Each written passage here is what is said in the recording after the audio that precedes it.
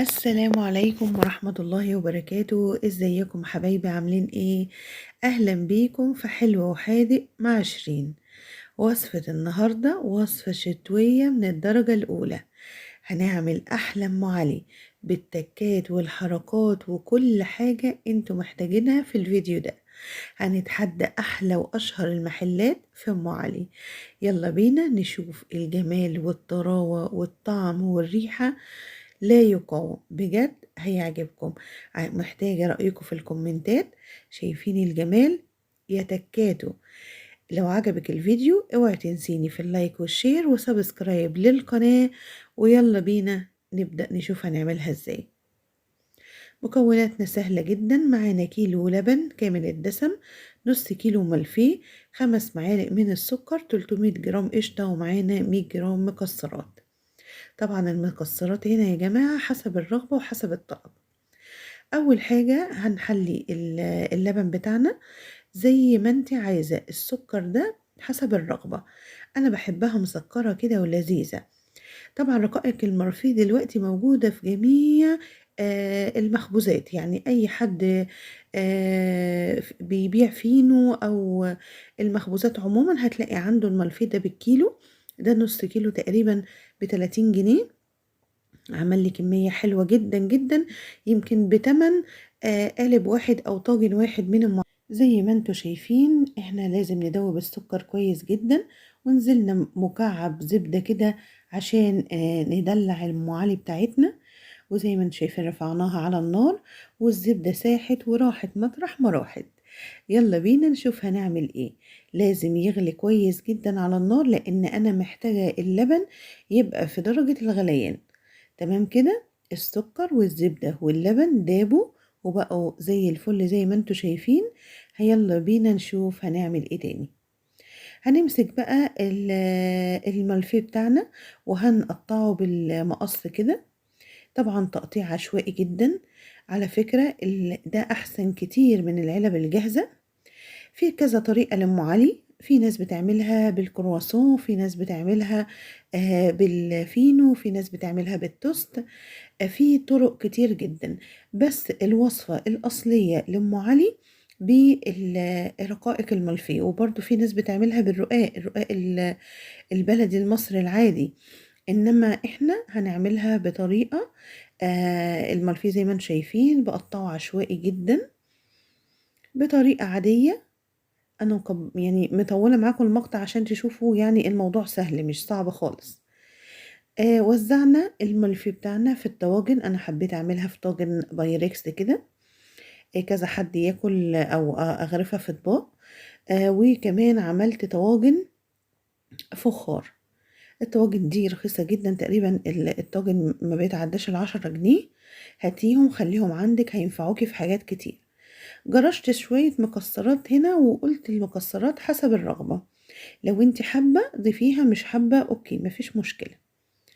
ضفنا المكسرات بتاعتنا وادي اللبن بالزبدة بالسكر زي ما انتوا شايفين في درجة غليان. هنبتدي ننزل على ام علي بتاعتنا. زي ما انتوا شايفين انا ما بكترش اللبن، انا بخلي اللبن يدوب على قد حافة الرقائق الملفيه بالظبط كده. شايفين ما زودتش، يا دوبك هي غطت الملفيه كده تبقى تمام. زي ما انتوا شايفين كده ننزل بيه كمية مناسبة عشان ما تفرش معاكي في الفرن، دي حاجة. الحاجة التانية احنا مش عايزينها توصل لمرحلة ان هي تعجن، لا عايزين اللبن فيها متشرب حلو. اما تيجي تاكليها تحسي بطعم اللبن وطعم قرمشة الرقائق الملفيه. طبعا الطاجن الاخير ده بدون مكسرات، وده طلب الاستاذة شاد، ما بتحبش اي مكسرات على اي حلويات. زي ما انتوا شايفين كده طبعا لازم نوفي طلبات اي حد معانا او نعرف الناس اللي حوالينا بتحب ايه ومش بتحب ايه. هنا بقى معانا علبتين قشطة. طبعا لو عندك قشطة اللبن زي الفل هتقضي الغرض برضو زي ما انتوا شايفين. في بقى غلطة هنا انا عملتها، ان انا نزلت القشطة مباشرة من العلبة على الطواجن. انا سبت لكم المقطع ده مرضتش امسحه عشان اوريكم ايه الغلط في كده. المفروض ان انا اضرب القشطة اخليها سايلة، بحيث ان انا اما اضيفها على اي طاجن تتفرد معايا بسهولة. شايفين عملت معايا ايه؟ ضايقتني جدا في الفرد، عايزة اقول لكم يعني جننتني بصراحة. سبت المقطع عشان اقول لكم، ومش عيب ان احنا نغلط، لا عيب ان احنا ما نتعلمش. فانا دلوقتي في العلبة التانية هضربها كويس جدا بالشوكة، وسهلة جدا، وهبتدي اضيفها، وهتبقى سهلة معايا في الفرد، وهتبقى زي الفل.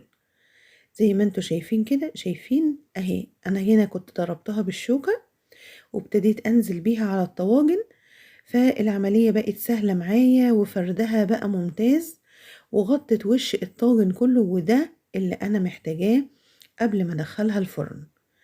طبعا يعني التركة بتاعت القشطة دي مش قادرة اقول لكم، بتودي الطاجن ام علي في حتة تانية خالص.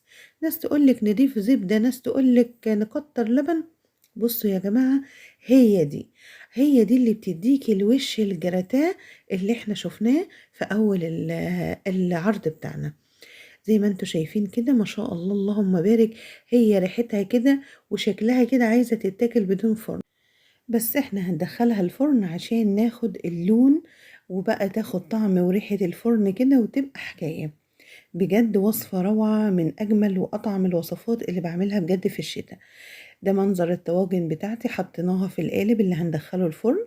هندخلها تحت الشواية بس يا جماعة، تاخد لون الجراتيه اللي شفناه، وهنخرجها، مش هنشغل الفرن من تحت خالص. تمام. وده شكلها بعد ما خرجت من الفرن، اللهم بارك، بجد روعة، حكاية، منظر وطعم وريحة، كانت قلب البيت حرفيا. الطاجن ده بمبلغ وقدره بره في معظم المحلات. لو عجبتكم الوصفة اوعوا تنسوني في اللايك والشير وسبسكرايب للقناة، واستنوني في وصفة جديدة ان شاء الله.